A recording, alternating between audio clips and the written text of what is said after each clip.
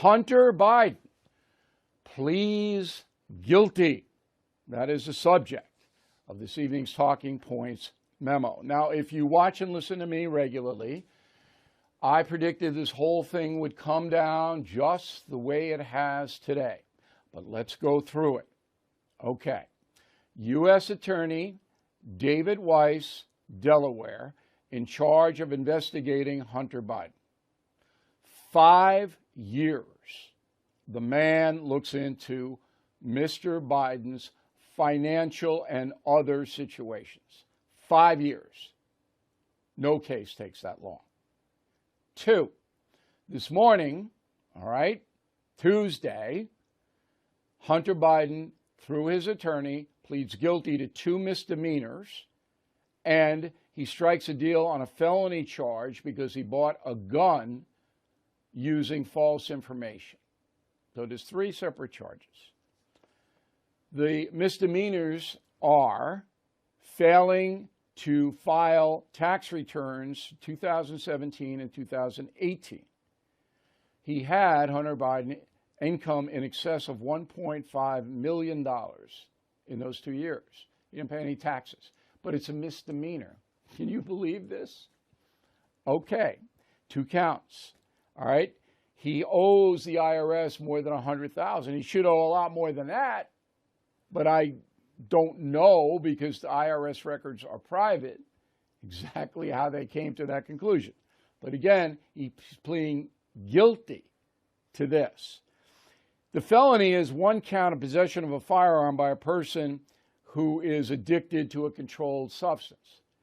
Now, his lawyer pled that down, so he gets a diversion agreement, which means if he stays clean, they drop the felony charge. So this is what they call a sweetheart deal.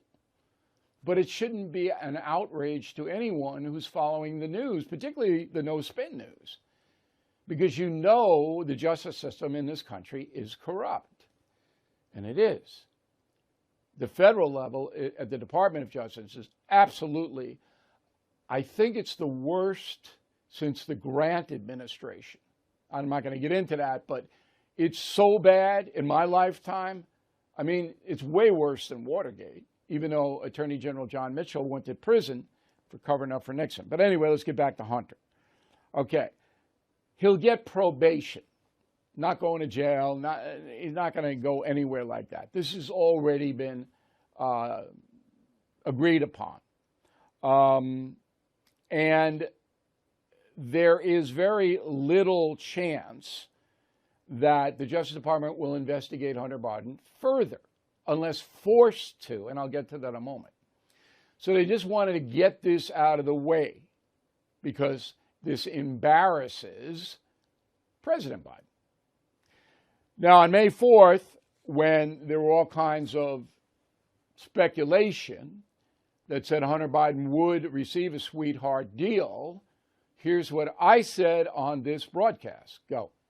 My gut tells me, and I have a pretty good gut journalistically, it's going to happen because there's so much pressure on the White House that they'll say, these are low-level beefs.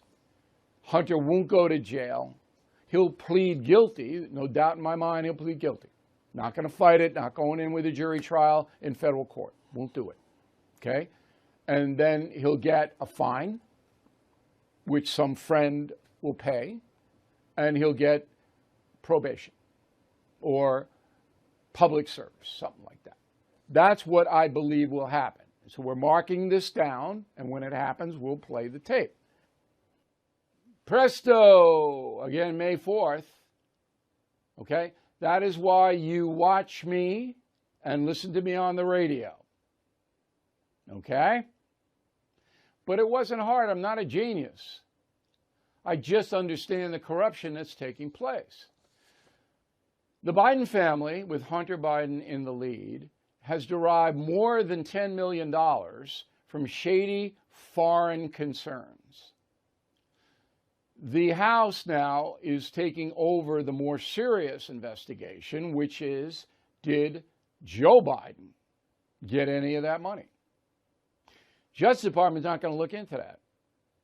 But if the House Judiciary and Oversight Committees, two of them, come up with evidence, then the Justice Department will be forced to look at it. So right now, there's no law enforcement looking at President Biden. None. It's in Congress. That's where it is. They're hell-bent, by the way. Those Republicans are hell-bent to prove that Joe Biden, as vice president, received millions of dollars through his son Hunter. Okay? But again, we believe in due process on this program. The White House put out a statement today in response to the Hunter Biden deal. Quote, President and First Lady love their son, support him as he continues to rebuild his life. We will have no further comment. And that's it. They're not going to say anything about it. Now, there is outrage in right-wing precincts, Republican precincts, but I said on the Clay and Buck radio program today that this is a good thing that happened today. Because, number one, there is no expectation of honest investigation any longer by the FBI or the Attorney General of the United States. They're not going to do it. They're just not. However, something like this gets into the public arena. So 50%, by my estimation, of our fellow countrymen and women have no blanket idea what's happening day to day in this country and don't care. But this will get through. Now, is it going to change any liberal and Democratic votes? No. Just as the Trump prosecution's not going to change any MAGA votes. It's not. But the specter of corruption grows now. And if anybody had an expectation that anything else would have been done, you're just living in a land of Oz. It doesn't take 5 years to do this. It takes 5 months. 5 years?